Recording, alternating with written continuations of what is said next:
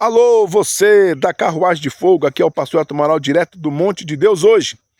Hoje o céu está claro. E o Senhor colocou uma palavra no meu coração para te entregar. A tempestade vai passar e o céu vai clarear sobre a tua vida. Você crê nisso? Você crê, vaso? Que essa tempestade que você está passando aí, ó, ela vai passar. E o céu da tua história vai ficar claro, como está hoje aqui no Monte de Deus.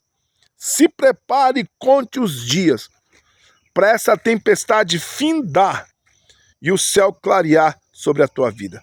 Se tu crê, abra a tua boca e dá glória.